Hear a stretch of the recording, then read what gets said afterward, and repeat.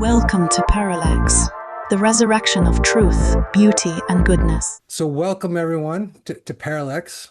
I'm really thrilled and slightly intimidated by these giants that I have with me. I consider you sort of giants in my own, let's say, cosmology. Or I've talked a lot to Dr. Marc and Zak. I've never met Dr. McGilchrist yet, but his book had a very big effect on me. His first book, and I feel more than anything that I share a worldview in a sense with the three of you, and so that's wonderful. And Dr. McGilchrist is author of The Master and His Emissary, The Matter with Things, massive books about the brain and society and literature, and bridging so many different fields and ideas. And Zak Stein is author of his wonderful book, Education in a Time Between Worlds, an educational philosopher, beautiful thinker. And there's so much to say about Dr. Marc Gafni. I don't even know where to begin.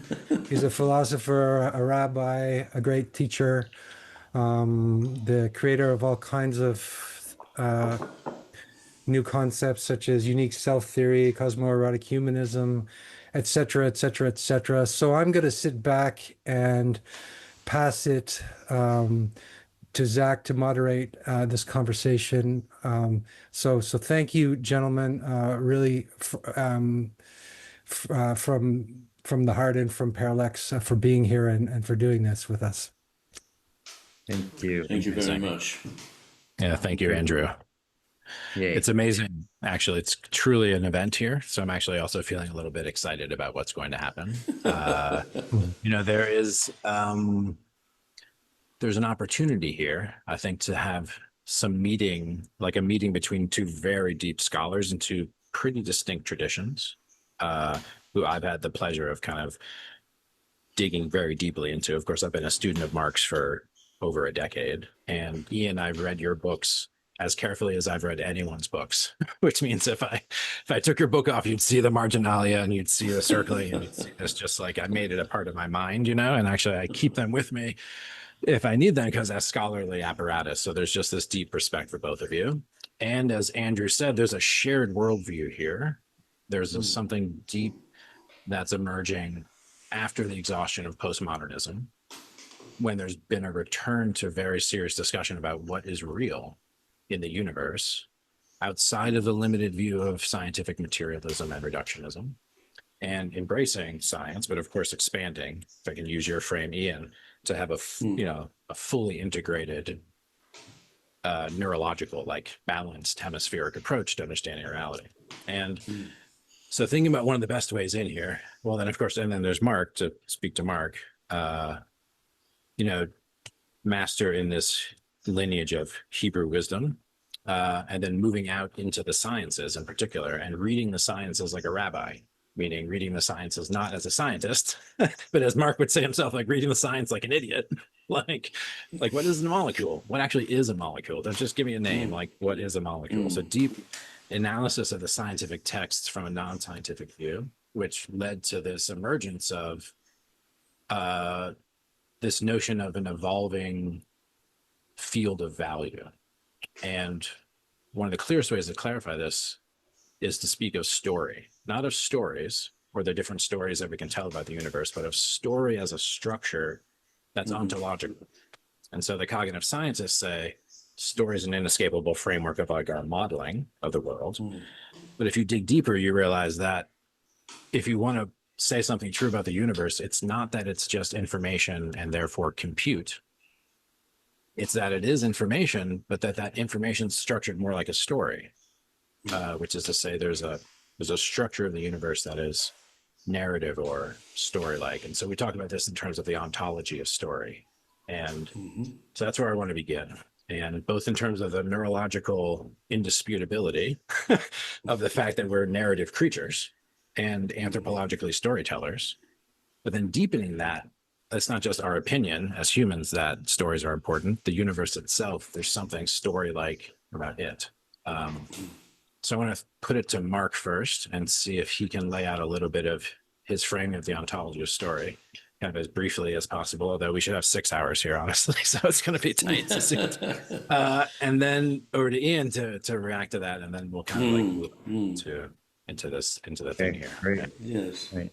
Thank you, Andrew, and thank you, Zach and Iain. I just have to say that my Hebrew wisdom kind of gut, or kind of convivial gut, kind of wants to drink a schnapps and say l'chaim and have some sponge cake and just kind of chat and take a walk. And so the kind of sudden thrusting into material is, so we'll work with it. But I look forward, maybe on the other side of the point, we'll get to say hello in the kind of convivial ways of schnapps and sponge cake, which is of course the most important part of the Yiddish tradition. But let me maybe begin. Let me maybe begin with, two thoughts.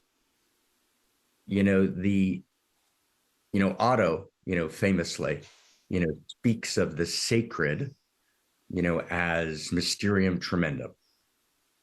And a careful read of what I would call the, I want to identify a word, and Zach and I are deep in this project together and deep in the project of cosmo-erotic humanism together, right? But I would identify what I would call the Solomon lineage, meaning it's not quite Judaism, it's not quite Hebrew wisdom. There's a particular strain within the lineage which is identifiable, right? I spend, way too many hours footnoting in Oxford, writing for Moshe Idel when I wrote my thesis there, but it's a Solomon lineage. It calls itself the Atziluta Smalit, the left-handed path. And it has a very particular kind of quality. And you can actually trace the Solomon lineage, really from Solomon, all the way into, all the way through kind of Hebrew wisdom history into particular strains in Hasidism. And, I wrote my thesis on Mordechai Leiner of Izbuka, who experienced himself as a receiver of that lineage. Right. So within that lineage, within the Solomon lineage, I would say that the sacred, right, is precisely the opposite of the way Otto defined it. The sacred is the intimate, right? And that's extremely important. And that the sacred and value, are virtually synonymous. And at the core of the sacred is the sacred story and the sacred story of value. And of course, that's very important because as opposed to kind of a Schleiermachian or a kind of Rudolf Otto sense of kind of moving beyond story, mysterium tremendum, radical otherness, right? The notion of the sacred is deeply bound up with story. And if I can, maybe just cite one person and kind of the relationship between the sacred and the intimate, it's always nice to cite an unknown scholar whose work never got cited sufficiently. So there was a man named Eliezer Berkovitz, who's a wonderfully interesting thinker. He was, that thing that people do is they have different doctoral topics and you just never get it written because you keep picking one, finishing studying it, and going on to the next one. So Berkovitz was one of those for me, where I kind of, years back, and he has an essay on holiness, like a 40, 50-page essay, a very good philological view of the sacred, where he's interested in taking issue with the likes of Otto. So let's just say the sacred as the intimate, and the sacred story, not a contrived story, not an artificial story, not a story as, Orwell's Big Brother or, Skinner, B.F. Skinner or Alex Pentland at the MIT Media Lab, who's imitating Skinner, or, kind of a populist like Harari, who's kind of like a parrot of that notion, who affirms in this kind of dogmatic claim that story doesn't exist, that story is not real and value is not real. At the core of the lineage is that story is the very ontology of reality. And at the very core, and maybe I'll do two things. I'll cite one source, give a quick overview, and throw it back to you. So if you would look at the first lineage text of the core of the Solomon lineage, you get the first kind of sutra, if you will, the first verse in the book of creation. which basically opens by saying there's text, there's number, and there's story. Text, number, and story. And the words play with each other. So you have mispar, number, right? Same root word, sefer, text, sipur, story. So, and mispar and sipur, number and story, are considered utterly inextricably entwined. They can't be separated. So the very ontology of reality, right, is this structure of story, right? It's not, it's far more foundational than even Aristotle might have talked about in the Poetics, right? It's not just how do you write a good tragedy and do a bestseller in Aristotle's time. It's like, no, the structure of reality. And so what Zach and I have done over the last, period of time is, like last 20 years, we've kind of played with, tried to identify what are the constituent elements of story that actually operate all the way up and all the way down the evolutionary chain. So is there an actual sense of story, which obviously would have continuity and discontinuity? So there'd be a continuity in story the way it works in the world of matter, in the world of life, and in the depth of self-reflective human mind, Homer Ralston's kind of three big bangs, right? And at the same time, there's discontinuity. There's obviously momentous leaps in the emergence of story.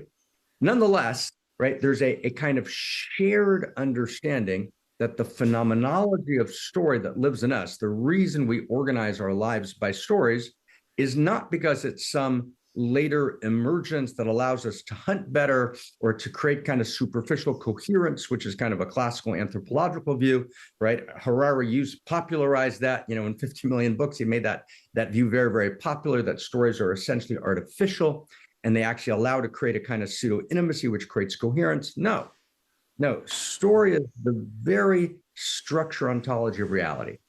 And so I'll just play just for one more second maybe, and then let me just hold it before we get into let me hold here. Before we get into kind of, okay, what would that look like? Let me just start there. I think that's enough on the table. Is that an okay place to start? Is that okay? Yes, indeed. Well, thank you very much, Mark. I like that, and I wouldn't say I disagreed with anything that you said. On the peripheries of story, I would certainly say that values are fundamental and pre-exist life and are part of the nature of the cosmos. And the most important of these values is the sacred. Perhaps we should come back to the sacred. The first thing is the story. And I think it's a very important way of thinking about understanding. We really only know what something means when we can situate it in a context which is that it has a past, it is present, and it has a future. So it's situated in space and time. Situated in time as a flow, and situated in space in the sense that we need the broadest possible context to understand anything. Now, you will know, possibly, but for the benefit of people who don't know, one of the most important differences between the left and right hemispheres, the left hemisphere is skilled at making two-dimensional diagrams entirely flat in space and time, abstract and disembodied. Whereas the right hemisphere understands embodiment, context, the nature of time, and the spatial configuration in which anything can be said to exist. So bringing in story there is a very neat way of saying that not that meaning emanates from a story we make up, but that meaning is pregnant within a story that we come to recognize, to hear, to listen to, and to understand. So I think that's very important. I wanted to say something about the sacred. There's kind of a lot to say about the sacred, but let me just stick to one or two things. I just thought, yes, Rudolf Otto, and then your animadversions to his vision of the sacred as being almost beyond what we can experience, and saying that it's something very intimate. I would like, as very often I want to do, to hold both of these together in a kind of a non-cancelling dyad, that both are important. And much as a bar magnet has a North Pole and a South Pole, and they don't act in the same way, they are not separate from one another, and we need them both. So I was brought up at home, not in any kind of tradition, but from my early teens through school, I began to really know a lot more about the Christian tradition, and that has been the tradition of my culture and in which I feel at home. I only discovered the extraordinary depth and wisdom of the Kabbalah about 15 years ago from a Christian theological friend of mine. And it's meant quite a lot to me, and I use it in my work, and I often talk about it when I discuss these questions. But in the Christian tradition, there is this embodiment, is the best word, of transcendence and immanence at the same time, that God is somebody who is with us and incarnate in the material universe, but is also beyond anything that can circumscribe. So those would be my immediate reflections on those two topics. I mean, of course, there's more. We can unpack it whichever way you'd like to go. Oh, wonderful, wonderful. You know, a word on the sacred, and you know, maybe at some point we'll spend an entire conversation on the sacred. It is obviously so sacred and so, you know, scarred, and we run so scared, and those words, of course, play with each other in English. But maybe just a word now about that dialectic, and then, you know, because I'm excited to stay in story and to kind of, you know, go back and forth on that and perhaps enrich and deepen in it. But just a word now, I think that's absolutely true and beautiful, right? The mysterium tremendum and the intimate, right, need to be in play with each other. They're paradoxical, right? Then, of course, the Garden of Eden, you know, is paradox, not paradise. You know, there's a notion in the Hasidic praxis, the particular vector of it that emerges out of the Solomon lineage, that in every generation you call the name of God. Kriya b'shem Adonai, the calling of the name of God. And, you know, whenever we go through our list, you know, Mat, Geist, implicate order, Atman, Brahman, Adonai, Elohim, we have all our lists, but they don't quite get us there. They're, you know, they open something, and we don't want to just say source. And so there's a name that kind of occurred, you know, in our world of cosmo-erotic humanism, which I think captures something of what you're pointing to. We talk about God as the infinite intimate, you know, the infinite intimate. God is the infinite intimate. So that it's not just the divine as the infinity of power, but it's the divine as the infinity of intimacy, the infinite intimate, but it's not an infinity of indifference, and it's not an intimacy of impotence, right? It's that, you know, very precise and subtle movement between them. So absolutely, you know, I think we need to tell Otto that he needs to come a little closer to intimacy, but we obviously can't lose the mysterium tremendum. And of course, the prophet falls on their face until the divine actually lifts the prophet, right, into intimacy. So it begins, there's always a moment of mysterium tremendum, and then the prophet is as it were lifted. But let me go back to the story, because I'm excited about story in terms of, you know, right and left brain, and in terms of attention, which Zak has pointed me to your work, which I know is a thread, and an important thread that kind of moves throughout. So let me just kind of throw on the table, you know, not 10 elements, because who wants to listen to 10 elements of anything right after the other, but just a couple of elements of story that might, you know, begin a kind of a context for conversation. And yes, story is a story of value, is what you were pointing to. It's not story. It's not that we, you know, we never say, Zak, we need a new story. We need a new story of value, right? The stories are stories of value by their very nature, and value is not only, as you say, co-primordial with space and time. Value is the ground on which space and time, you know, arises. You know, so that's their case. So we'll kind of, and I think we share that in multiple. So I'll just leave that on the table.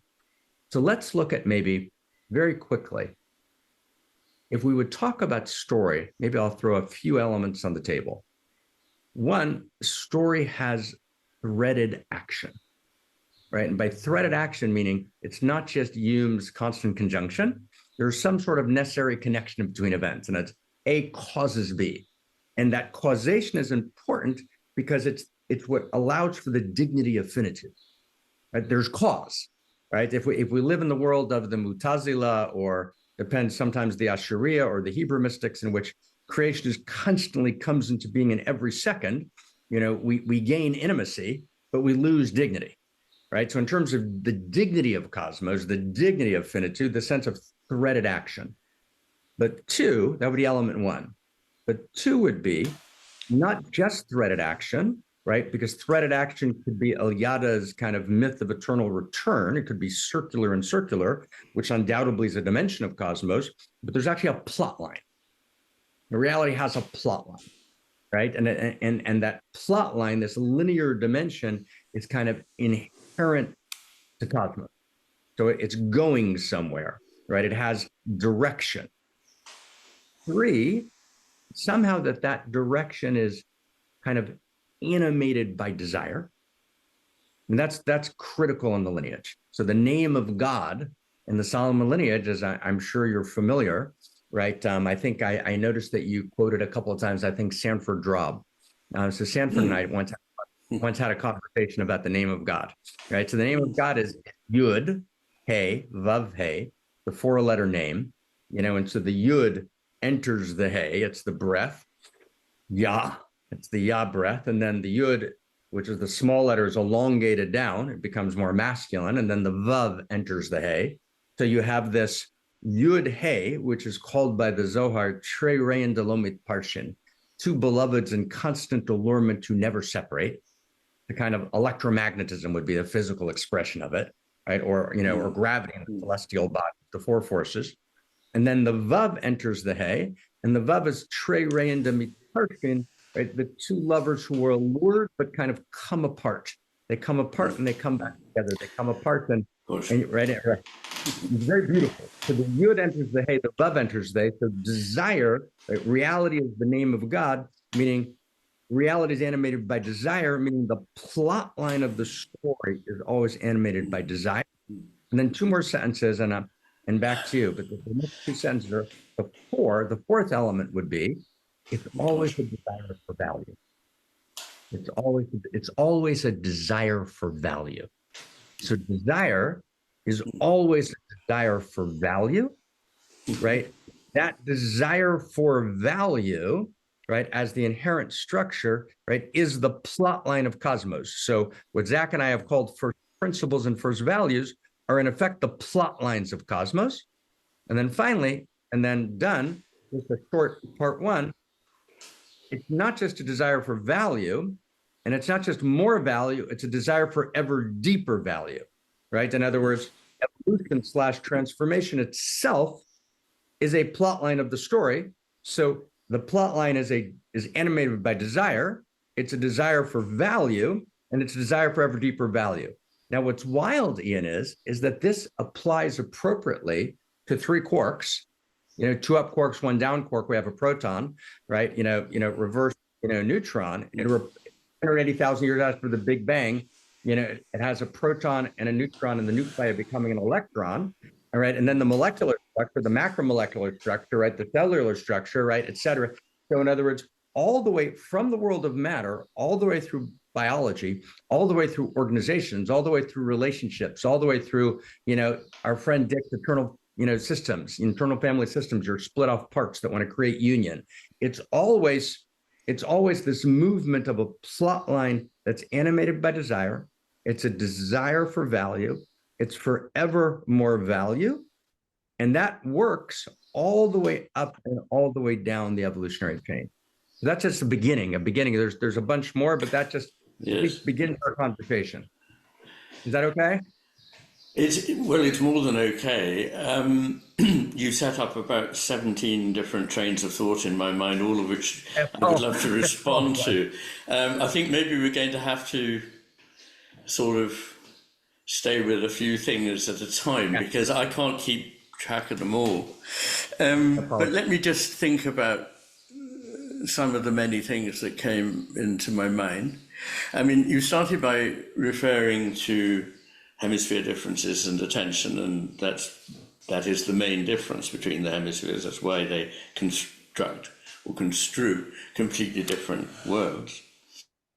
It's of interest that the right hemisphere can understand narrative, but the left hemisphere cannot.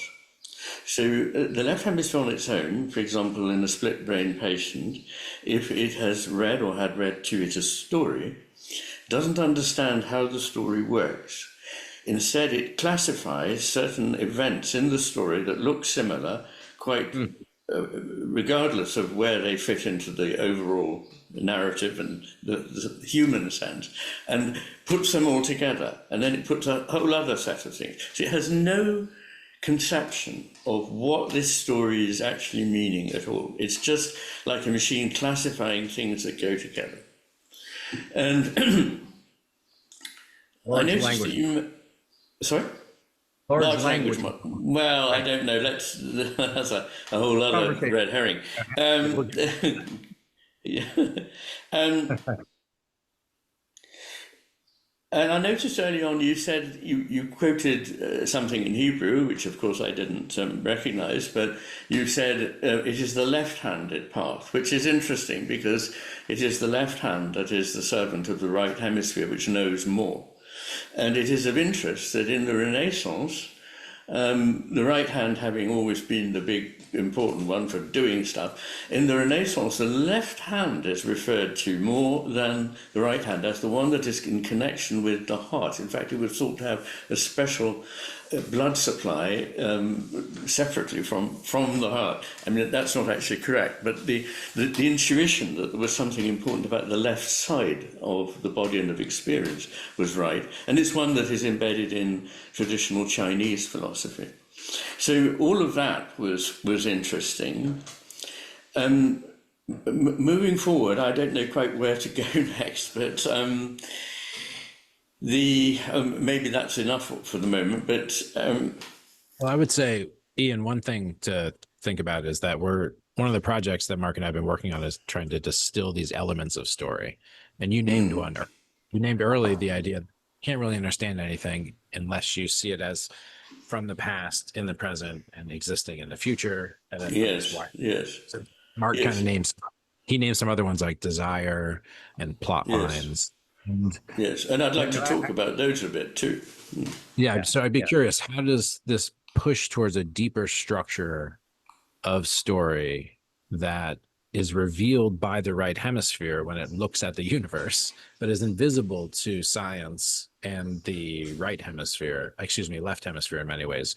So I'm curious your sense of, like, if there is this ontology of story, which means the right understanding of the universe is in terms of these deeper structures of story, which means the universe is full of meaning, it's going somewhere, we're part of a story, we're participating in a story, rather than the universe is meaningless. And that story is, Ian, to past years, that story is a value. One of the first principles for values is story. Yes.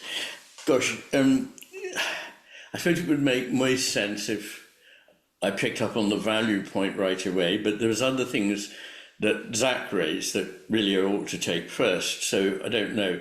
Let me try taking Zak's point first. There are various different aspects to language. So all the old things that people used to say about the differences between the hemispheres should be forgotten. They're almost all entirely mistaken. There are shreds of truth in one or two of them, but basically they're not to be relied on. Both hemispheres understand. In fact, the right hemisphere understands more than the left. Both hemispheres are involved in language, but in different ways. So the left hemisphere holds... both of them have a lexicon. The lexicon of the left hemisphere is more sophisticated than that of the right. And the left hemisphere has probably a harder grasp of the differences in syntax. But other aspects of the meaning of an utterance, which is called pragmatics, in linguistics. This is almost entirely dependent on the right hemisphere, so that's getting the meaning of what is going on and what is being intended. So you just don't, if somebody says it's a bit hot in here today, you don't just think, well, I know that, why would I not know that? It's clearly hot. What they're saying is, could you please open a window, which is a different sentence from it's hot in here. So that immediately brings up the fact that the right hemisphere understands the implicit, and that is, it cannot be overstated how important that is, especially for the things you're interested in, because everything that matters, everything, crashes to nothing when it's made explicit. In that, it's like humor. Once it's explained, it's no longer funny. But love, sex, friendship, narrative, myth, art, architecture, poetry, music, ritual, all these things depend on their implicitness and their implicit nature for their power. Unfortunately, the left hemispheres cannot understand implicit meaning. So it's not surprising if you rely on the left hemisphere's understanding, it will give you a very poor one. It will give you one that has no place for meaning in it, and that is effectively from another universe than the one that you inhabit. Now, there's a reason why this is the case, and in brief, it's that all brains that we know of have evolved to be asymmetrical, and the reason for this is that each animal needs to pay attention to the world in two different ways at the same time. I know you know all this, I'll just say it very briefly. And the point is that in most animals, and certainly in humans, it is the left hemisphere that fulfills an immediate need, which is to grab stuff, by which I mean to get to that seed quickly, deftly, accurately, and eat it before anyone else eats it, or to latch onto that rabbit, pursue it, and get it. Now, that is the job of the left hemisphere, to fulfill our need for getting stuff. But everything else is meanwhile left to the right hemisphere. So important is that for survival, that the left hemisphere is more or less reduced to that very narrow focus, attention to something it already knows what it is and that it wants it.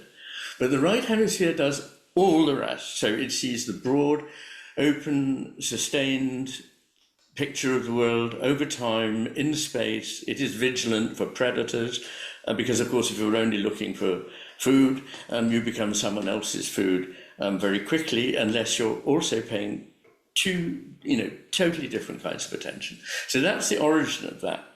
But the importance for you is this, I think, is this need to see that what story does is bring together a lot of implicit meaning. I mean, a good story is not only not understood by the left hemisphere, but people who have right hemisphere damage don't understand why certain things happened in the story.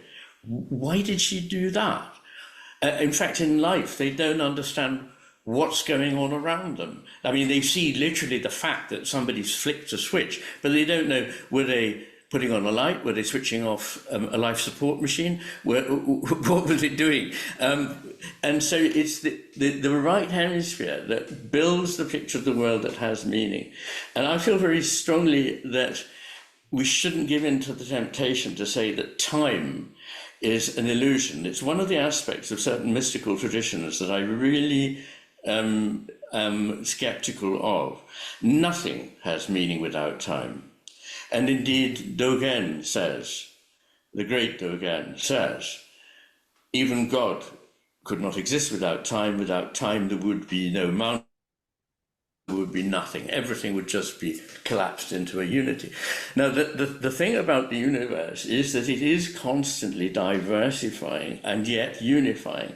And this two-way, you said earlier, this is paradoxical, and everything in the great traditions is paradoxical, famously in Taoism, famously in Zen, but also, I believe, in the depths of the Kabbalah, in as much as I understand it, and indeed of the Christian mystics, who hold that a thing and what appears to be its opposite are both needed and both true.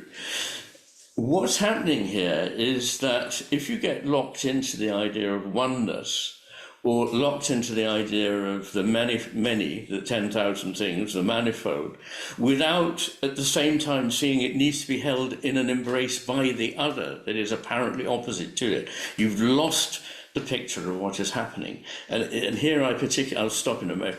Here I particularly like and often quote this saying of Goethe. I mean, Goethe was a very deep thinker in my view.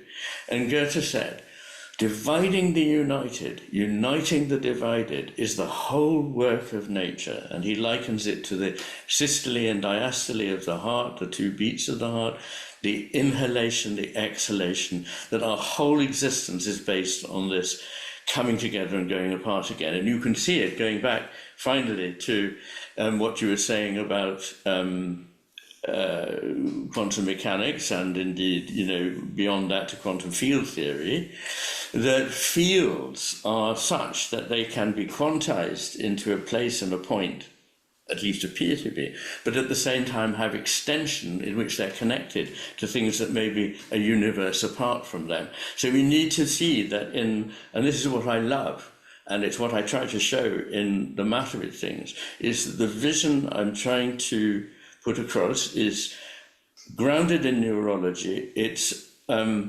reflected in the history of philosophy. It finds its counterparts in the history of the theological or spiritual traditions, whatever you like to call it, and it's there in contemporary physics as well. So there we are. Beautiful. No, beautiful. So Mark, I mean, there's many places to go. I was struck by the thing about time in particular, because that'll totally love. Yeah. So, but take it where you. Yeah, absolutely. Yeah. Okay. So I'm going to step into a couple of things, and I think Zak's right. The time is enormously important here. Let me just go one step before to go to attention just for a second, just to pay attention to attention. Because one of the qualities. Let me get step one farther back. Let's just go to the most primary context. There's very few ideas that, if you use them to mediate, as you're mediating prism from reality, you can kind of essentially read everything again. So your right and left brain work is that kind of work, right? It's not just a detail, right? It's a reorientation in a kind of fundamental way. In cosmo-erotic humanism, there's a number of moves like that, but one of them is this ontology of story. Because if I actually start taking story seriously, right, and its elements, we've only mentioned 5 of them, then everything essentially changes, because the demand to kind of live my story and to be able to pay attention to the plot line of a story, right? In other words, the placing of attention, right, on a plot line of a story becomes, right, a fundamental moral imperative, both on a political story. So, for example, the kind of locus classicus of story in the legal literature is, of course, and that's what Jesus was doing, as you know, at the Last Supper. He's at this Passover Seder, and the Passover Seder is Pesach. Luria says Pesach, the mouth that tells the story, the mouth that talks and tells the story. And the matrix of value of that evening is not to remember. It's not a cognitive act of memory. There's a kind of daily imperative in the kind of legal structure to remember the Exodus every day. But on the 14th of Nisan, the imperative is not to remember, but to lesaper. It's to tell the story. Okay. And there's a thinker named Joseph Soloveitchik, whose great-grandfather wrote a series of kind of, beautiful essays on the difference between remembering and telling a story, the cognitive act of memory, right? And the storytelling act. Then the kind of Zoharic tradition, 13th century, says this political act of memory, which is about being able to trace the storyline, right? And in a moment of a broken information ecology, right, we understand just how critical that is. They then take that notion of a storyline and interiorize it from kind of politics to interiority. And it's, can I follow the storyline of my life, right? Can I follow? And there's one text written by my teacher's teacher, the one who died in 1848, who I wrote, about in Oxford. His teacher writes that in this kind of very beautiful image that kind of all through the year, the kind of divine force follows us and picks up pieces of our story that we left behind and then returns them to us, on that 14th day of Nisan, where we're commanded to accurately tell our interior story and to be able to place attention on the storyline, right? And we all know the frustration. You're arguing with someone, you realize they're just not following the story. That's not what happened. And then we get to this kind of multiple perspectives. Yes, we did Marshall Rosenberg, nonviolent communication. We shared perspectives, but there is a storyline, right? Something did. So can I follow the storyline? So that notion of attention on storyline is a very big deal. But that brings us to the second issue, which I wanted to double click just for a moment, because Iain, it's the dimension of story, which is probably the sixth element. We've named 5, which is past, present, and future, right? This element of time, that every story has a past, right? Has a present and a future. Every story has to have those dimensions. And the way Zak and I think about past, present, and future, we have a set of what we call first order, first principles and first values, and then second order, first principles. Second order would be intimacy, uniqueness, eros, transformation. But first order, one of them is past, present, and future, right? That actually, that those qualities of time.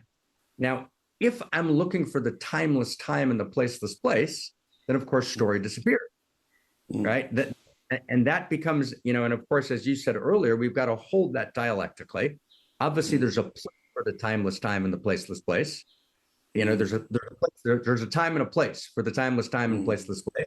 But ultimately, right, the notion of story is about the dignity of time, right? And dignity of the movements of time, both its linear movement and its circular movement. And so this notion of past, present, and future, right, is critical in the storyline because, in some sense, maybe I'll just say it this way. If you would look at culture now and think about how culture organizes itself, you kind of have one whole movement in culture, which we might call, psychological self. And psychological self is kind of the reification of yesterday. And it was a momentous leap forward, right? We realized, Freud and Breuer, right? The women who seemed to be insane, right, in Vienna weren't insane. They had suffered abuse. We can actually go to the past, and there's a liberating key, which is enormously important. We liberated the past as a causative dimension. And of course, the whole world of trauma work and recovering the memory of the past is obviously now central in culture. But then you have kind of the mystical self, which kind of ignores the psychological self and says, no, it's about the depth of the present. And people like Muktananda would tell his students, forget about your therapy, forget about your psychologist, just be in the eternity that resides in the present. To the detriment of many students, right? Because the past matters, right? Obviously, but there's a mystical self, which is the infinity of the present. But then there's an evolutionary self, an evolutionary unique self, in which uniqueness becomes the organ of the future, in which I'm actually moved by kind of the downward causation of the memories of the future. And so we've got this evolutionary self, this psychological self, this mystical self, and all three have to be at play in story. So in other words, in certain sense, the deformation of the storyline, the violation of the plot line, is either to create a primacy of past, present, and future, which doesn't include all three of them, and the capacity to place attention on all three of them are three different capacities of attention. Paradoxically, Zen hijacked the capacity to place attention on the present and made that the object of attention, right? The greatness of attention is your capacity to place attention on this moment in which, future and past disappear, and kind of the popularizers of that, kind of power of the now kind of ideas. But actually, psychology says place attention on the past, right? And then evolution says place attention, on the future. Yep. So it's I think we got I think we lost connection there, but I think Iain, we received the vast majority. So there's again so much on the table here. So Iain, I leave it to you. I will note that there's another direction I'm thinking of going, but you don't have to go there, which is that you're adducing sources, neuroscientific sources, particularly, and Marc is adducing sources which are like Lurianic and Kabbalistic. And so there's something very interesting here about the meeting of these two streams Yes. and the different approaches of justification and validity, if I can say that, which is like, Yes. how do we think about the knowledge claims made by religion and the knowledge claims made by neuroscience, for example?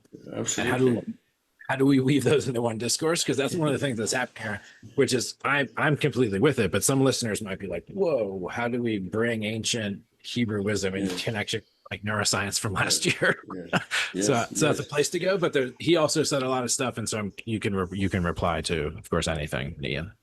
Okay. Well, I'll say a little bit about past, present, and future, and then I'll say something. I'll move to the topic you just brought up, because I think it's a very important one. And if I forget what the second topic is, which is one of the downsides of getting older, which unfortunately I elected to do, just prompt me. So, with the question of situation in space and time, these are essential to human meaning. If you take them out, you produce a world with no meaning.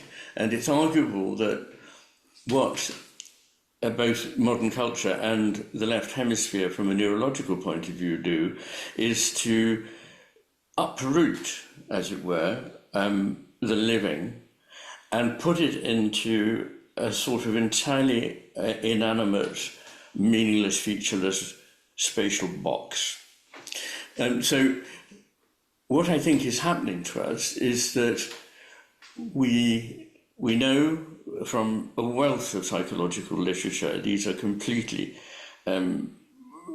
undisputed findings, that there are three things overall that mainly lead to human flourishing and happiness. They are feeling that you belong with a people that you can trust, with whom you can share your life, with whom you can worship, one hand. The second is belonging to nature. You come from nature, you go back to nature. There is no such thing as the environment, which is something that surrounds you. It's a technical concept, but we are nature. We are what nature puts forth, and we go back into nature when we die. And the third is the sacred cosmos, that we have a sense of something, whatever we call it, and you ran through a list of names that are familiar to us all, but whatever you call it, that you believe that you have connection with that. And in our time, each of these has been sundered. Society has been fragmented by forces of capitalism, by forces of immigration, the non-mixing of cultures. All this has had a fragmenting effect on culture. We have no, and we've attacked our past, and we don't have any sense of belonging to it anymore. Most people now, certainly half of people in the world, don't live in intimate contact with nature and with the movement of the seasons, which used to govern their lives. And people have been told that it's only rather simple-minded people or rather backward people who would think that there was a divine cosmos. So in all these cases, we have given people, we've taken everything away that would allow people to flourish in the world, all the things that they are born to express. And we could come on to why is there life? I would like to, before we end, because I have a feeling about it, which I think you may half share and maybe half not, I don't know. But I think it's intentional. I like the way in which, in fact, you have emphasized intent and purpose, directionality of life. And I think these are very important. And I brought them back, both values and purpose and the sense to the sacred, in the last three chapters of the very large book, The Matter with Things. And I think we've lost the sense of those things. And again, the left hemisphere doesn't understand them. So it sees time as made up of slices, this and then that, but they have no connection or meaning together. I mean, this is literal. If people have damage to the right hemisphere, they start seeing, juddering things like a, stop-go animation, and it's extraordinary. They also have no sense of the broader context in which we all live, of that we're all parts of humanity. And that means not just our fellow citizens, but people in other countries all over the world. So we connect to those, but we also have our roots in this place. Equally, it's like what I was saying about the divine. The divine is here and immanent in the world, but it is also enormously beyond what I could conceive. And I'm a panentheist, basically, which means that I believe God is in everything, and everything exists in God, which gives room for God not to be reduced to the sum of things. And again with nature, but I don't need to labour the point. So all these things have been lost, and all of them are things that the left hemisphere wouldn't understand. It would understand society as simply made up of individual beings that must maximize their own self-interest. It would see, because that, of course, is the point of the left hemisphere. Its one goal is getting stuff for me. I mean, I'm not making this up. This is very obviously, historically, over millions of years, how this difference between the two sides of a neural center such as the brain work. So, of course, its value is power and the getting. And all the other higher values, I sometimes quote Shaler's triangle or hierarchy of values, beginning with the values of the utilitarian, of use and power, then moving up to what he called the menschliche Werte, those which are things like magnanimity and generosity, and so on, and their opposites. Then, more or less, the Platonic goods that he called the geistige Werte, beauty, goodness, and truth, and finally, at the pinnacle, the sacred.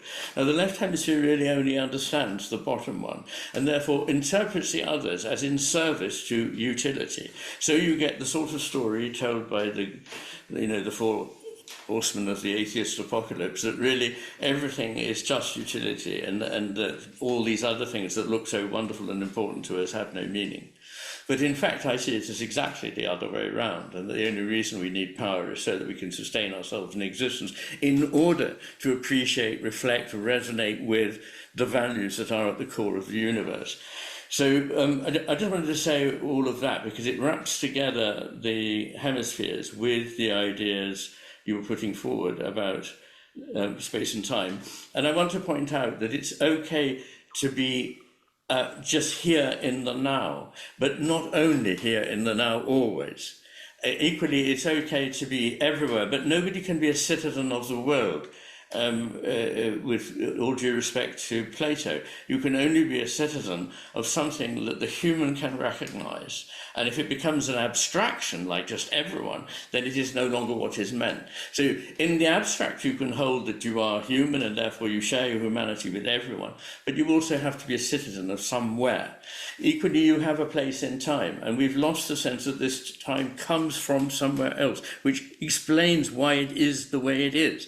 And we've lost the ability to look into the future and see what we're giving to our children, our children's children to inherit from us. So all of that's enough, perhaps. So to move on to sorry, Iain, maybe we'll comment on a couple of those and then go to Zak's question. Is that okay? Does that work? Yeah. Okay. Good. Yeah. No, yeah. Sure. Great. No, because there's so much there. I will lose it before as I also get older. So let me say a couple of things. So what you're talking about very beautifully is what we might call being welcome in the cosmos, right? Now, do I have I like that. Yes. I have an experience of being welcome in the cosmos in a fundamental way. And if I'm, Einstein, as we know, when he was not doing physics, he was quite uneven in his other pronouncements. Some of them were good and some of them were less than accurate. But he had this one moment where a reporter asks him, what do you really want to know? And he says, is the universe friendly? But what he meant was he didn't quite know how to articulate it. But he meant is, am I welcome in the universe? Right? Do I have an experience, of being welcome? And that sense of being welcome, right, is derived from a sense of being intimate with reality. I'm intimate with reality only in the context of my story. In other words, that's what you meant by you can't just be a citizen of the world. And I have to be in time and I have to be in my story And one of the elements of story, which I won't go to now, but just to throw it on the table, is every story is irreducibly unique. In other words, Iain's story, Marc's story, and Zak's story, which is we get to meet each other. And I was actually, this morning I got up, I said, oh, I'm going to talk to Iain today. I'm excited about that, right? Because he's so non-redundant. What am I going to learn? Who's he going to be? What's he going to be? And I get to be excited about that, right? Zak and I talk, and we don't, it's not the kind of brain that needs to find utilitarian function and surface power, but it's actually the delight of mutuality. And so I want to maybe just throw on the table, because I think it'll help us. I don't think you can be, and it's kind of core to cosmo-erotic humanism, I don't think you can be welcome in the universe, A, without being in your story, but without understanding that my story, my personal story, is a cosmic story. That there's no split. There's a Cook, Abraham Cook, right? And it's right, no, exactly. There's one, I'm thinking of the line, right? He writes, I'll translate it. When I say things in Hebrew, it's not so much to tell people I know Hebrew, but it's the way I remember the text, right? Yes. But I'll translate it without the Hebrew. He says, no personal detail of my story that's alienated from cosmic magnificence allows the mind ease, right? And it's very beautiful, right? And there's this very deep sense that if in the late 60s, there was the sense about sexuality and a relationship that the personal is political, right? Which is an important moment, right? There's a much deeper sense as we try and generate this kind of new human, a kind of what Zak and I call a fourth Big Bang. There's a sense that the personal is the cosmic.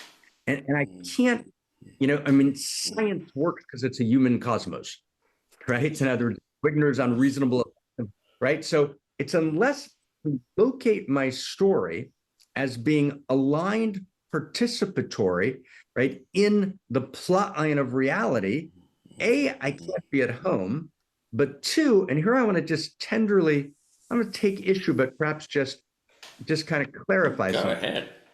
Yeah, which is, right, we need to talk about two different kinds of power, right? And we don't want to relegate power to one brain side, because the experience of power, right, is the experience of impact. There's a school in Hebrew wisdom called the Mussar, Mussar, which is kind of a Lithuanian parallel to Hasidism in the 19th century. And there they try to kind of create typologies of pleasure, levels of pleasure, and the relationship between different levels of pleasure, understanding pleasure not as pleasure as the interior of Eros. So in one, and it's very beautiful. I've worked, it's really, I've changed it so much over 50 years that I probably am not allowed to ascribe it to that movement. But in a word, you could talk about pleasure level 1 as kind of the 5 senses, pleasure level 2, love, affection, relationships, pleasure level 3, standing for value for a cause, pleasure level 4, kind of knowing your true nature, pleasure level 5, unique self, unique creativity, right? The creation of my unique self, my self-creation. But then pleasure level 6 is the pleasure of power, the pleasure of impact, right? The pleasure of power, my capacity to impact. Now, if you put a gun to my head, which was rude, but if you did, right, and you said 357, Magnum, Gafni, you got 2 seconds, give me the single most interesting original notion, in the 2,000 years of the Solomon lineage, I would say it's about the pleasure of power, right? This notion, 3rd century text, da malamala mimcha, know that which is above comes from you. Meaning, theurgy, I have the capacity to resoul the cosmos. And I'm powerful in that way. And I'm not intimate with cosmos if I'm not ultimately needed. And when I'm ultimately needed in my irreducible, unique gift that comes from my unique self, which is kind of the amorous cosmos in person as me, right? Offering something into reality that could not be offered by anyone that ever was, is, or will be other than me. But not as an expression of narcissism, not as a kind of separate self, a kind of more God to come. Yeah, I really get. Yeah. Yeah. Sorry, didn't mean to cut you off. Yeah. Iain, please. Pick up No, on no. that's Well, I think it's all again very important. I mean, to get my little neurobiological thing in here from time to time, it just so happens that the right hemisphere understands a unique case, whereas the left hemisphere groups everything into rather crude categories. And this can be seen in brain injuries where people have damage to the right temporoparietal region. And one case was of a Swiss farmer who could tell all his cows by name by just looking at them. But after this stroke, he had difficulty in telling a cow from a horse. And there was another Swiss woman who had a similar stroke, and she'd spent her life getting to know all the birds of her native Switzerland. And after this stroke, she said all the birds look alike. So she could tell birds, but she couldn't tell individual differences. And the ultimate individual differences are those that make us unique. And of course, there are no things that are not unique. Everything is unique. Even an atomic particle is actually unique, if only because it exists at that time and in that place, and therefore is in a different connection with everything else. So there are no generalities, there are only uniquenesses. But of course, in order to live, we have to create generalities, which the left hemisphere helpfully does for us. Now, coming to the question of how much we matter, and broadly speaking, a few years ago, I contributed an article to the Journal of Consciousness Studies, which argued that it is not a desirable state to lose the sense of self. It is a desirable state to lose the ego. And I make that distinction, which was also made by Jung, on the basis that at certain points in life, particularly when one's a neonate and an infant and even a child, and perhaps even a teenager, one needs to assert one's being by difference from others. But when one becomes mature, one is able to see that actually what bounds me is fluid and that I am part of a great cosmos which includes all these other people. So when the spiritual traditions talk about annihilating the self, I don't think they mean that. Even the Buddha was a self. He was situated in time and place. And when he died, it was the Buddha that died, not a pig that lived next door. So we have to hang on to these differences. Very important. Yeah. And forgive me if I get this wrong, and you can correct me, but I believe that there is a traditional Judaic saying, and it's embodied by some Orthodox practitioners that have two pieces of paper in their pockets. This is what I've been told. And on one, it said, Oops. universe was created. And I think that actually brings those two things rather beautifully together. Can you repeat that, Ian? You actually cut out for us. Could you tell that story again? Sorry about that. Oh, okay. Sorry about that. Dust and ashes, and the world was created for me. The two pockets. Yes, that's it. The two pockets. Got it exactly right. In the one, you are nothing but dust and ashes. In the other, just for you, all this was made and done. So I think that helps to show how these things are important together. And the reason I think that they have particular significance at the moment is that because we live in such a completely backwards and upside down kind of world, and we have no sense of who we are, that we can do nothing. And I think this again comes from the left hemisphere's idea that magnitude is what matters. Obviously, if you want stuff, more stuff is better.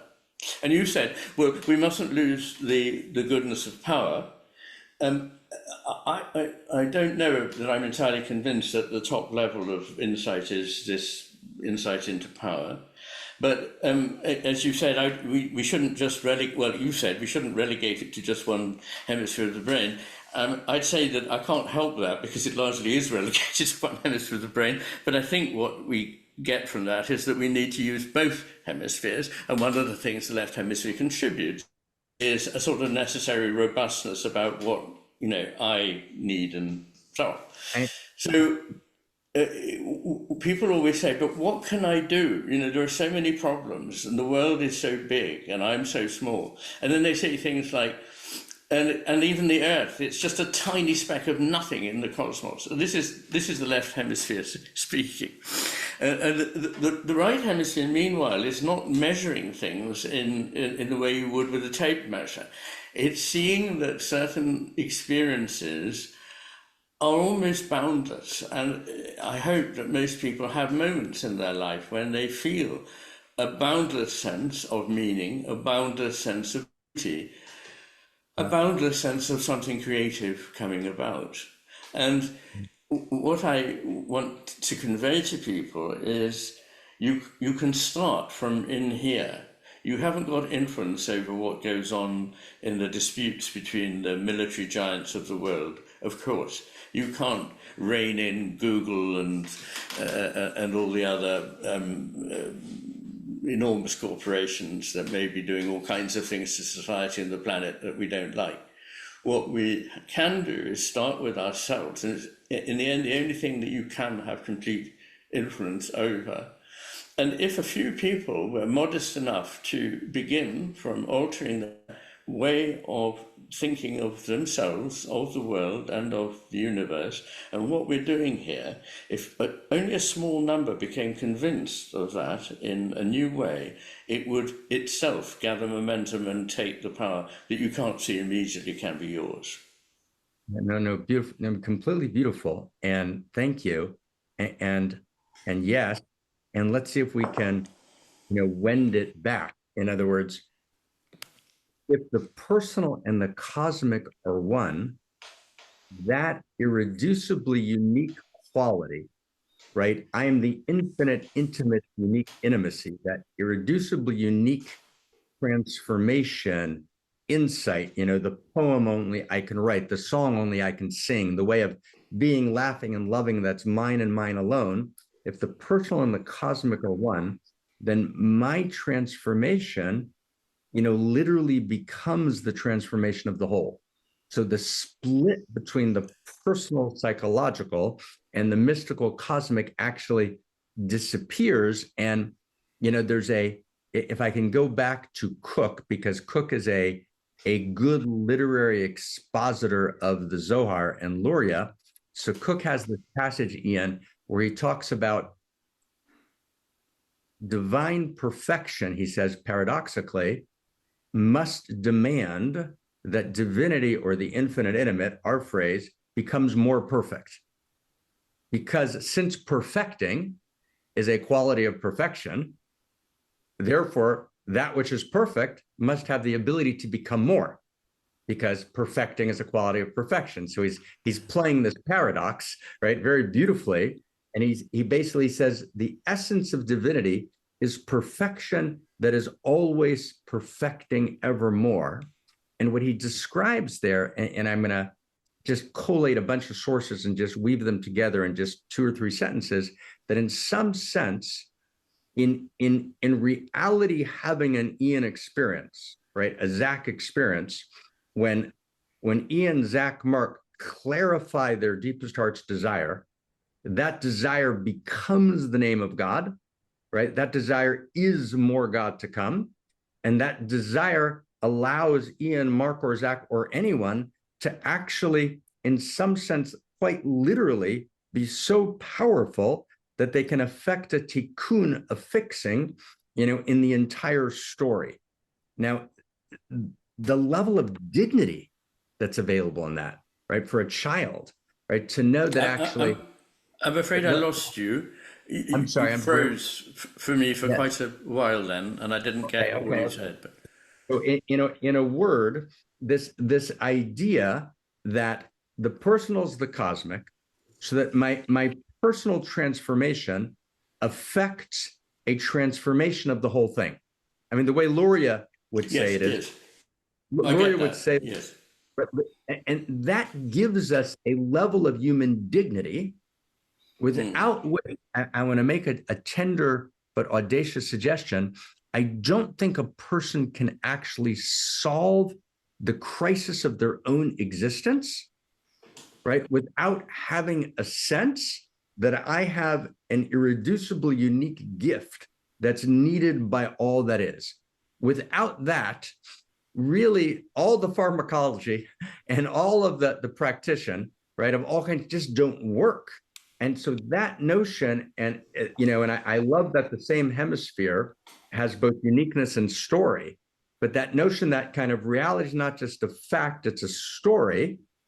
It's not an ordinary story, but it's a story of desire, Eros, and that my personal Eros desire value story is chapter and verse in the larger universal love story, and that I can I can affect, it's an unfinished story. I'm writing the next chapter, right? I'm both actor, storyteller, and writer of the next chapter. But here's the thing, not as poetics, but as the very prose of cosmos. That's actually, that's you can't live without that. Yes. I think that's lovely and beautiful. Sorry, did you want to say something, Zak? No, I was saying it would be, I'm noting the time, if we wanted to pivot, because I'm just, again, noticing the different sources that are, he's citing Rabbi Cook, and so I'm curious about this question that you were going to address, which we kind of then took a beautiful kind of ellipse.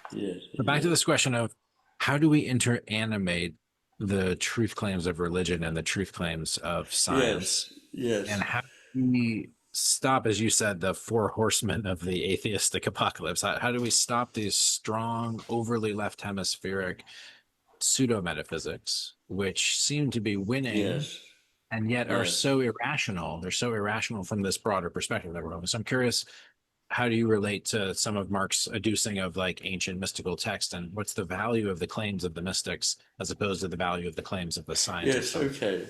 Yes, well maybe we should go there. Although there were a number of things I would like to have picked up out of what Marc said, but we can maybe go there. Again, about the relationship between the individual and the whole. Yes. So let's try and earmark that one. But I think it's time, as you say, Zak, to move on. So,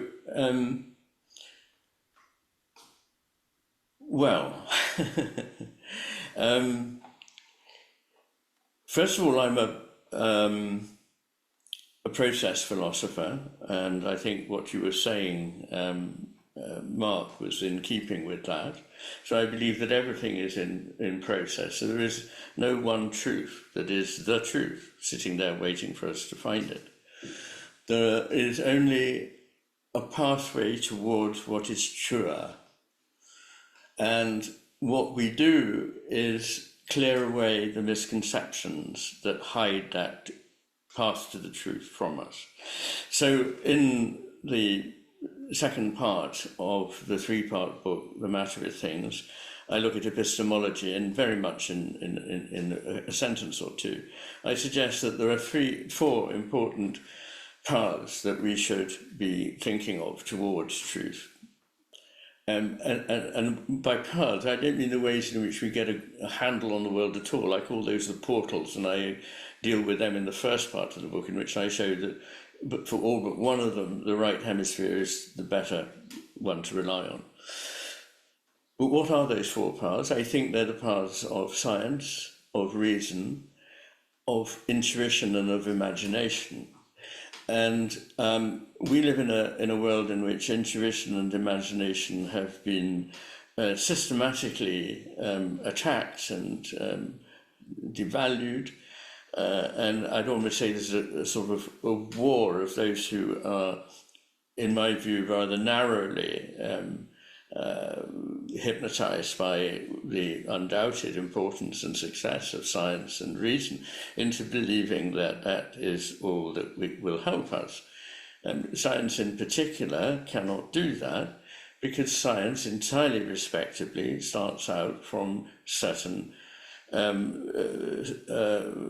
beliefs or positions, and any methodology must do that. And part of its methodology is it will not consider values and it will not consider purpose. And that's perfectly respectable, and it's paid certain dividends. The only thing it can't do at the end of this process is solemnly announce that it has found there are no purposes and there are no values. Of course it can't say that, because it's left that out of its whole purview. And I love this remark made by C.S. Lewis, that it's rather like a policeman stopping all the traffic in the street and then solemnly writing in his notebook, the silence in this street is very suspicious. So they can't talk to us about that. And people used to think that they could. And biologists used to tie themselves in knots to say things like the turtle comes on shore and lays its eggs, not the turtle comes on shore to lay its eggs. I think they've got over that phase now and have decided that it's perfectly okay to accept that the whole of biology is pregnant with purpose. You only have to do what a child, or as a child I did, was look at pond water under a microscope to see that there are all sorts of organisms acting in a very purposeful way. So I do think these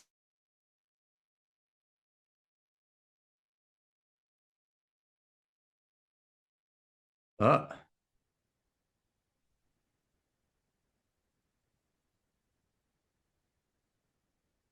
and try and find out what they're made of, make them explicit and break them up into pieces. Unfortunately, there are certain things that the value of them is only present when they are whole, and is only present implicitly. So science is impotent to give us a handle on all the things that really matter, all the things I mentioned. What in ancient Greece, there were two words for truth. One was logos, which we hear about, but the other was mythos, or muthos. Of the two, muthos was much the greater. So muthos had the role of being able to convey the really big truths, the important truths about the cosmos, about humanity, about life. Logos was a sort of logic chopping thing that was fine as far as it went, but it was the sort of thing that you find in a court of law where two people were disputing about a sum of money. There it had its use, but it didn't have the capacity to tell us about the big things. And although Plato did a great deal to undermine the idea that we ought to be thinking way beyond logic as well as using logic, don't get me wrong, he also, of course, created some of the great myths. So Plato was a complex figure, but unfortunately the message we've got from Plato, and possibly even more from Aristotle, is that a thing and its opposite can never be true, which is blatantly a lie and is known to all wisdom traditions, that metaphors are not lies, that myths are not lies, that values are not made up by us. I mean, individual value judgments may well be, but the existence of goodness, beauty, and truth, for example, they're not something we made up. Even Darwin, beautifully in his work, is constantly asking, okay, beauty can be used for natural selection. What is beauty? Where does it come from? Why do birds find certain things beautiful in the first place? In order for that to be useful, to tag on to something. So I wish people had that breadth that the great scientists of the past used to have, an understanding of the importance of philosophy and of the imagination. So I'm absolutely happy with saying there are certain realms, and above all, they're those of whatever you like to call it, the divine, the spiritual, which most people, 95% of people, say exist beyond what science and reason can tell us.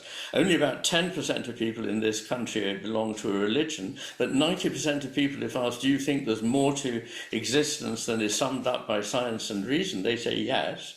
I think it's a very deep sense we have, and that has to be something that mythology, poetry, the great stories, indeed music for me, tells me. And there's nothing that's negative or diminished about that. Indeed, those are the royal roads to truth.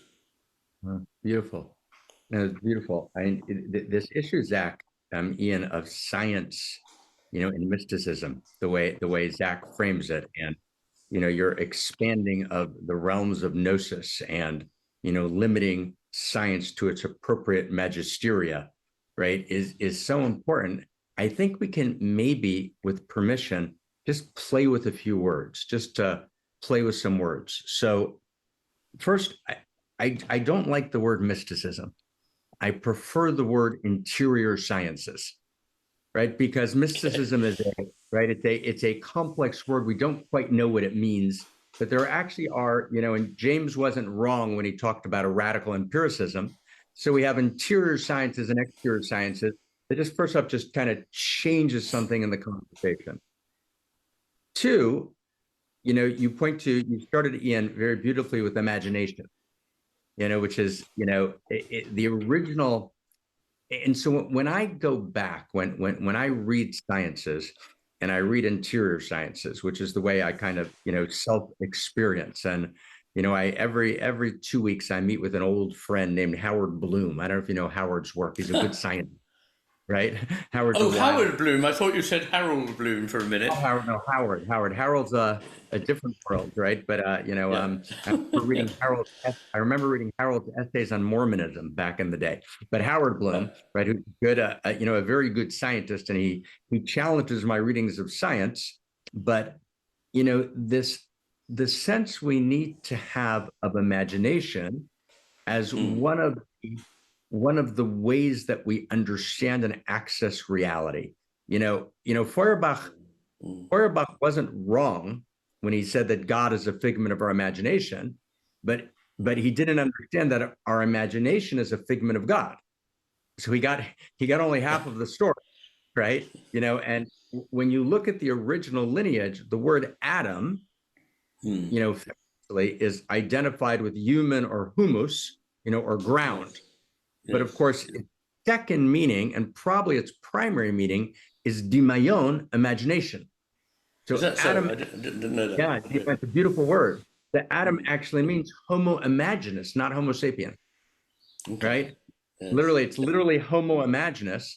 And that's very beautiful, right? And the prophetic notion, in the hands of my prophet I will be imagined, Ibn Arabi, obviously, on the quality of imagination. So this notion of imagination is essential. But I want to try and go one step further. And Zak, I want to share with Iain, and you'll jump in, brother. One of the things, Iain, we're trying to do is, can we, on the one hand, keep the open-ended nature of the story, but a rigorous story. So when you talk about mythos describing truth, what you're really saying is story describes truth, some version of story, but not because it's a good parable, not because it's a good pedagogic technique to get truth across. No, because reality is a story. And in other words, science denies the narrative arc of story, right? And religion views doesn't view reality as having a dignity of story. For the most part, religion either wants to go to the timeless time and placeless place, or it wants to go to some version of heaven, right? But religion at its best actually affirms the dignity of the story in this world, right? And what's important about kind of the new emergence of evolutionary thought is that we begin to see that there's a narrative arc to reality. And then we can go back to the lineages, and that's kind of primary in the Solomon lineage, that this narrative arc of matter, life, mind, and then, the deeper self-reflective human mind, that's a storyline. It's a narrative arc. The storyline of my life is a narrative arc, right? The plot lines of reality are desire for value, and that desire for value lives in me. And so the plot lines that animate my life, the mythos that animates my life, is quite literally the interior science mythos that animates reality. You simply can't talk about reality. So I just want to give one example, just one, just to concretize it, take it and make it real. So let's say we're talking about intimacy. Let's talk about intimacy, intimate universe. So we know that we don't just live in an intimate universe. We know the intimate universe lives in us in some deep sense. Muons, hadrons, leptons, right? It's all lives in us. So what Zak and I have tried to do is formulate a series of 17 interior science formulations. We even play with equations, but we're obviously doing that only in a literary sense. These kind of literary equations, which allow a person to actually feel welcome, but also formulate the interior sciences in a way that they can be in real conversation with the exterior sciences. Meaning, I think we need not just to have overlapping magisteria, we need to actually begin a real conversation. So for example, on my desk, I have a James Shapiro, book, The Natural Genetic Engineering Guy, so I try and read everything James writes, because he's writing this book of cosmic wonder, right? And so let's say, for example, let's take intimacy. So I just want to throw an equation just as an example on the table. So let's say we would say intimacy. Let's say we'd say evolution is the evolution of intimacy. Evolution is the evolution of coherent intimacies, right? Because it's not just the evolution of interconnectivity. That would be an exterior science, simplicity to complexity. But interior science would be the interior of interconnectivity is intimacy. So therefore, evolution itself, from a radically empirical perspective, is the progressive deepening of intimacies. But then in order to say that in some intelligent way that can make people welcome in the universe, we need to formulate that. So here's a formulation, just to have it on the table. And it's, of course, always clarifying, evolving. Here's a formulation. So intimacy equals shared identity in the context of otherness, relative otherness, times mutuality of recognition, times mutuality of pathos, feeling, times mutuality of value, times mutuality of purpose. So intimacy equals shared identity in the context of relative otherness, times mutuality of recognition, times mutuality of feeling, times mutuality of value, times mutuality of purpose.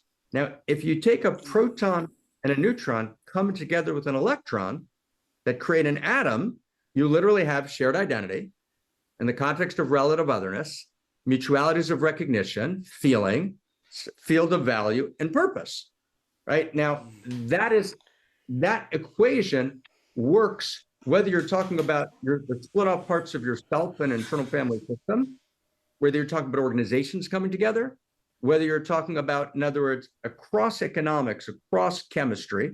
What is chemistry? Chemistry is configurations of it. Look, I think let Iain interject. I think Ian's got a question. I mean, I can see you're on a roll here, and I'm no, not a bit. It's all important, which is why I would like to say something. Really, I think you probably lost me.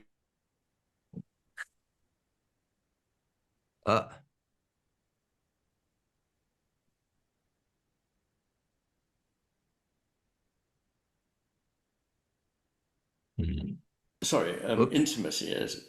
Have I? Did I disappear then? Well, yes. You did. So you're back. Right, you didn't even start yet. Please. Okay. I apologize if that was too long. I'm feeling remorseful. No, not a bit. No. I think the equation was too long, and I'm not sure that I'm not sure I can really agree to such a formulation. And quite whether it really applies to subatomic particles, I don't know. Intimacy is a difficult word. I think intimacy is something that is important, and I'm sure it goes well beyond the human realm. But I also think we need not to dismiss a sense that a lot of people have, and indeed I have experience of the universe as being very far from intimate, of not really answering or responding. And I recently read Hans Jonas's amazing book on God and the Shoah, the Holocaust, in which he was saying we don't have to get rid of the idea of God, but we do have to recognize that there are other things going on in the universe. I think they're a necessary consequence of God having given freedom to his creation, and that they take us very far from intimacy. So I just wanted to say that to begin with. I think also that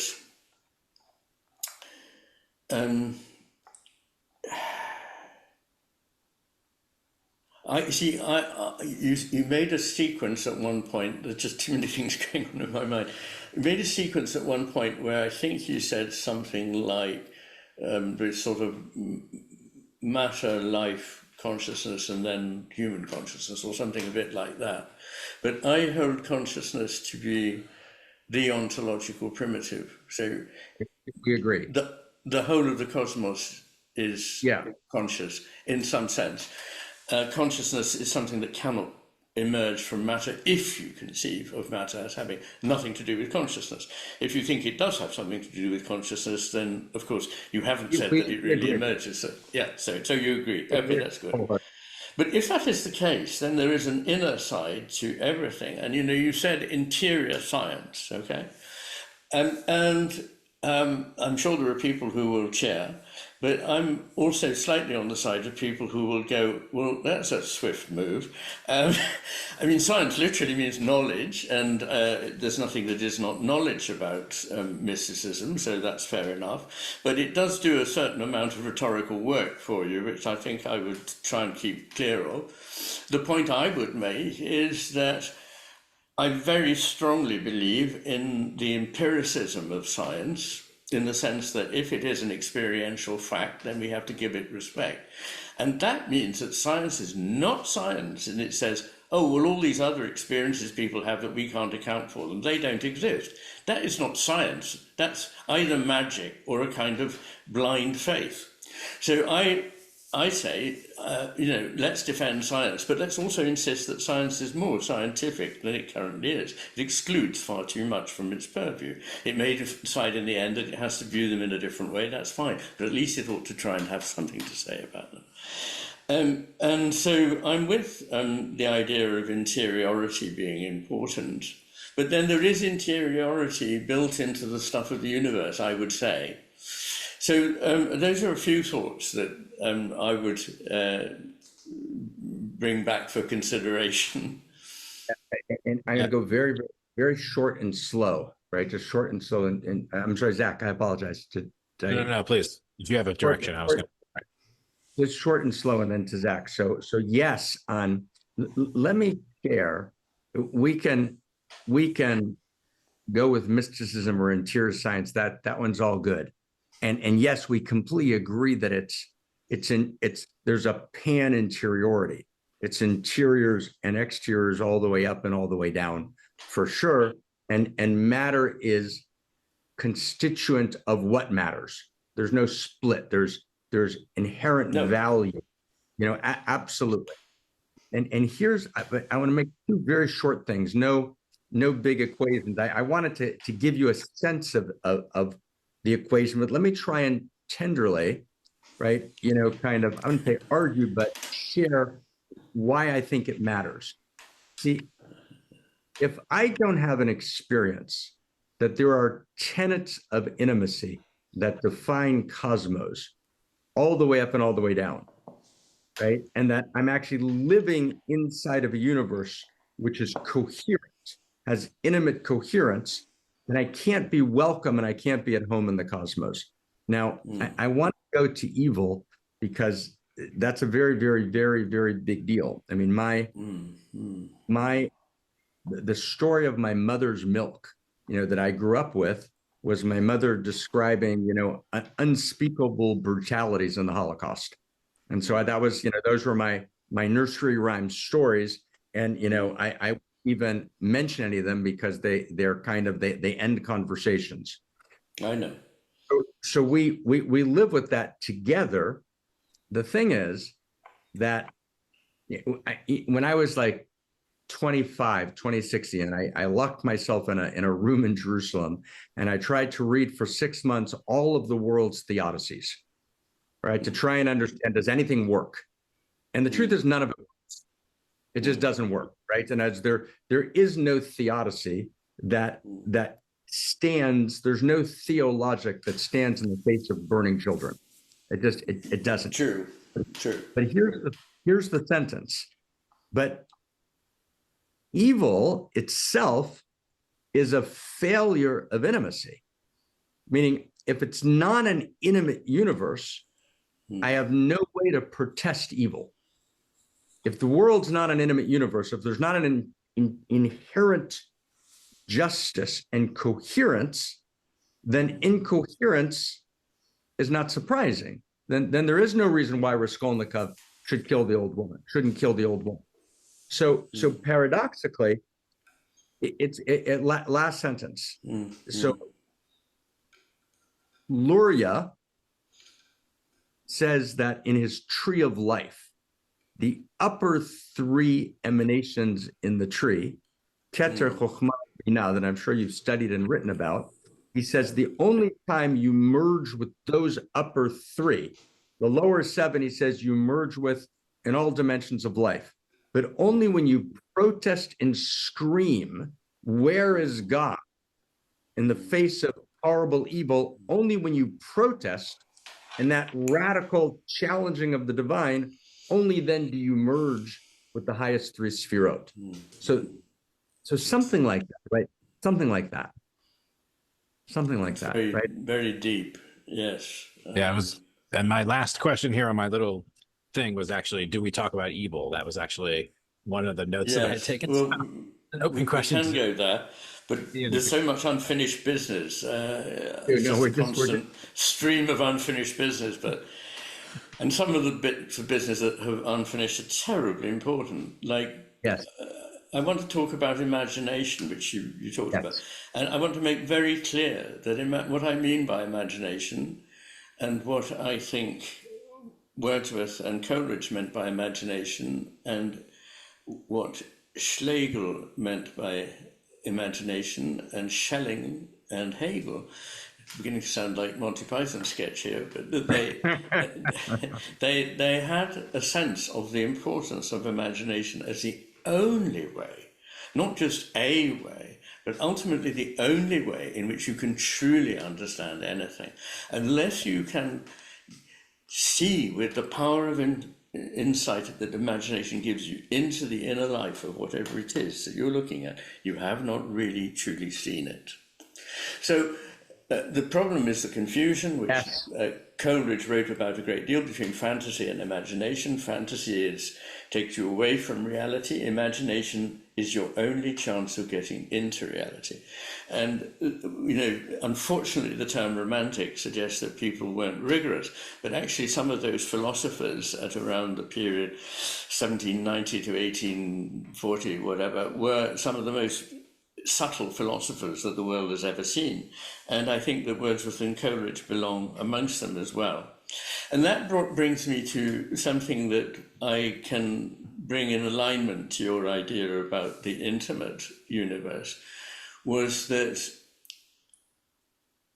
I think one could say that for Wordsworth, God and nature were perhaps not in a sort of not simply the same thing as they apparently were for Spinoza, Deus sive natura, but they were very, very close. And I think he always felt both the enormous greatness and power and beauty and complexity, obviously, of nature, but also his place of belonging in it. And, he said, nature never did betray the heart that loved her. And I sort of think, yes, I know what you mean by that. I really do know that. And I know that feeling, and I think it's important to keep it. But when you come back to the Holocaust and things like that, I mean, for what it's worth, and I'm not obviously learned at all. I'm a tourist in Hebrew theology, but I do find it utterly fascinating. I believe this. We come back to the dignity of the human and the part played by the human, and this is the self-limiting act of tzimtzum. Which has its parallel in Christianity in the idea of kenosis, that God needed to empty himself of some of his qualities in order to allow something other than himself to come into being. This is exactly why Ein Sof makes that action in the Lurianic myth. And then, of course, there is Shafarat HaKelim, I probably mispronounced it, but the shattering of the vessels, and I believe only 8 of the 12 are shattered, but nevertheless, let's not go there. Basically, there's a bit of a mess here, because one single spark that emanates from and soft is enough to break the vessels that were going to contain it. I like to think of those vessels as the category set out by the left hemisphere to try and understand anything. They all had to be destroyed, almost. And then comes, of course, the amazing idea of tikkun. And the idea of tikkun is, correct me again if I'm wrong, but is the idea that through this experience of the shattering, there are sparks of divinity within the shards of the vessels. And it is peculiarly humanity's job to make those vessels again more beautiful than they were before. And when I talk about this, I often refer to kintsugi, which is a Japanese art of repairing a vessel to make it more beautiful than it was before it broke. So I see that idea of redemption, of self-abnegation, of the necessity for things to be broken as part of a free creation. And it's beautifully expressed there. It's beautifully expressed in the story of, in Christianity, of God's love for his creation. And I think, well, it doesn't behove anybody to speak glibly about the appalling atrocities that your mother spoke of. And one can only really fall silent decently in front of them. I just offer those thoughts as possibly helpful. No, beautiful. I mean, it's lovely. You know, I'm a tourist in your books and in neuroscience, but I'm enjoying the tour. You know, but sometimes as you're touring through Hebrew wisdom, tourists often see something that the locals don't notice. Right, so tourists have their important eye. So just to say two things. You know, there's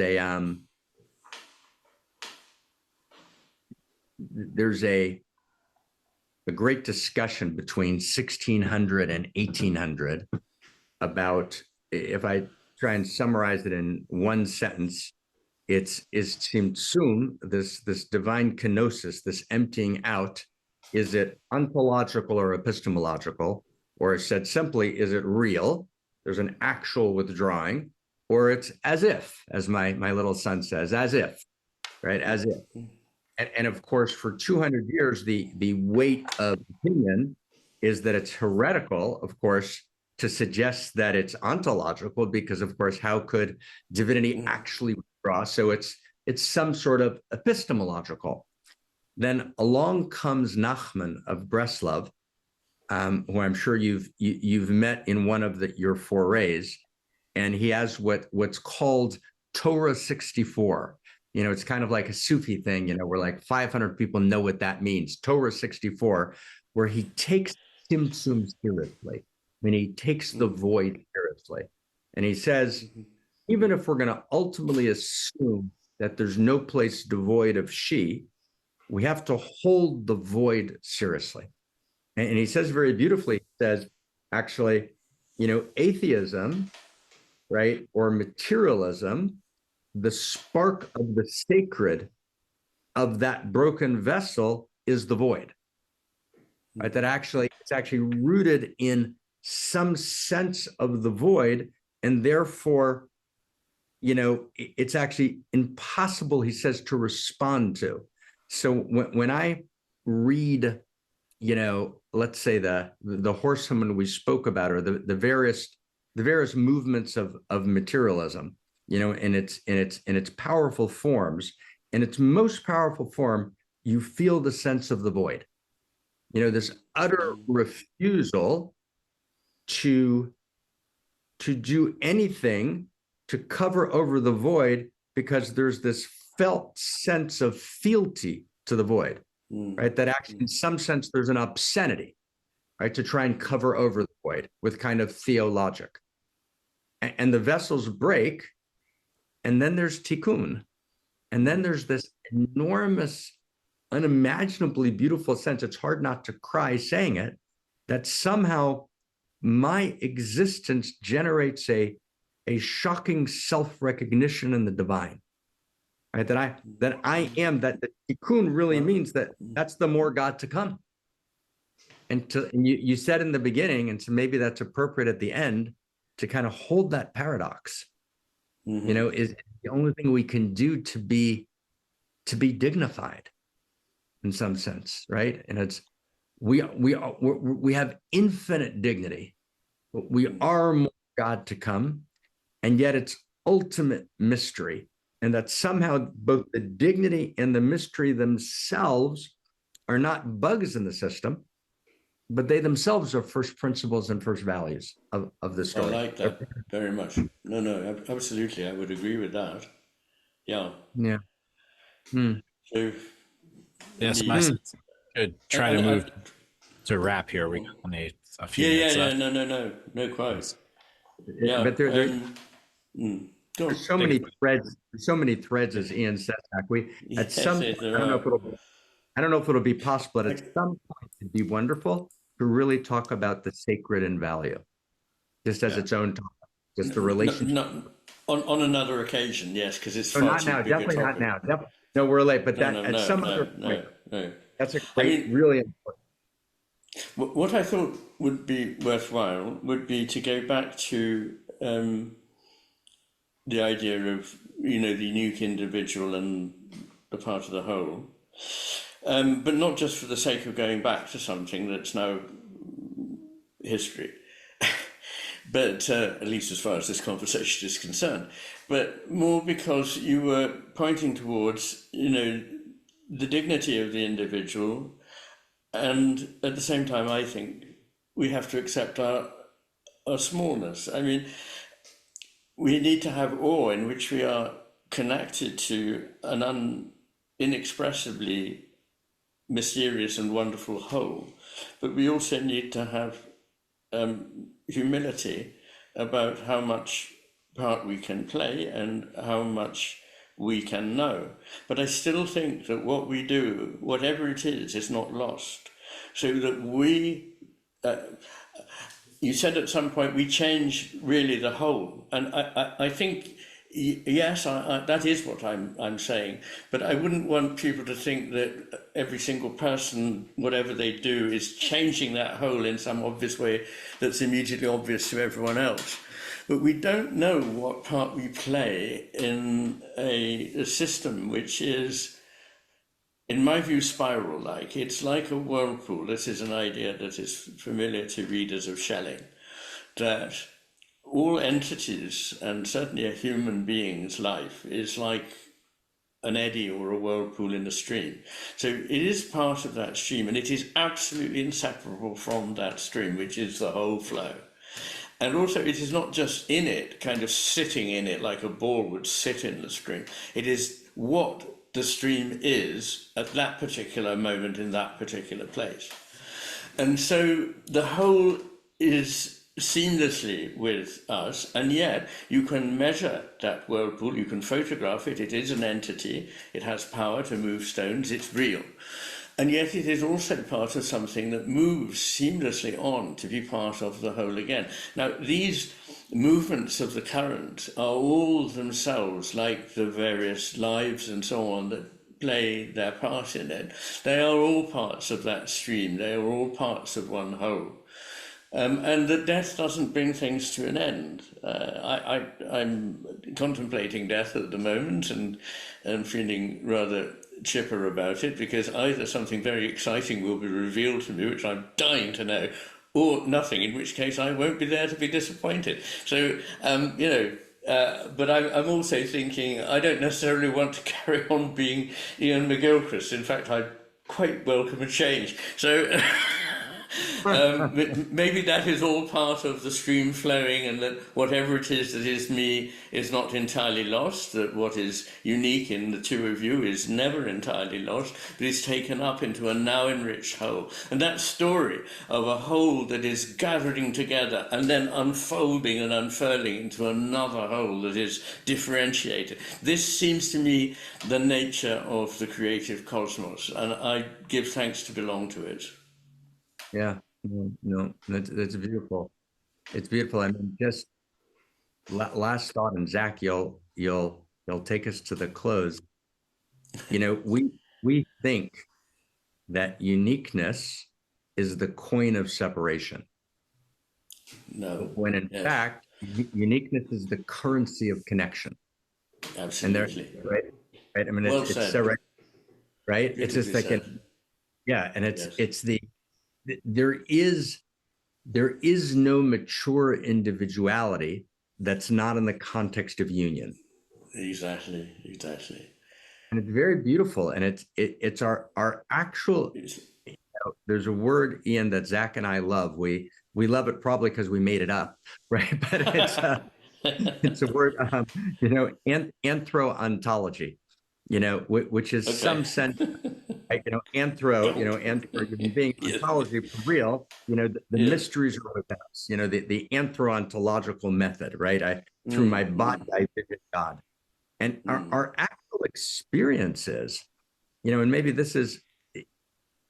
maybe we could end on my side there by kind of exposing a sleight of hand of that other brain, which is whenever you look at kind of the neo-Darwinian literature and they look at a particular kind of telos, let's say sexual selection happens not only for direct survival, but women select, for music or for humor or for, the much broader sense of selection.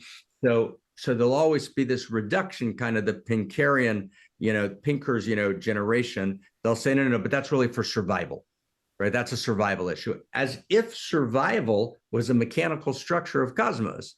Survival means life, right? Survival means not just life.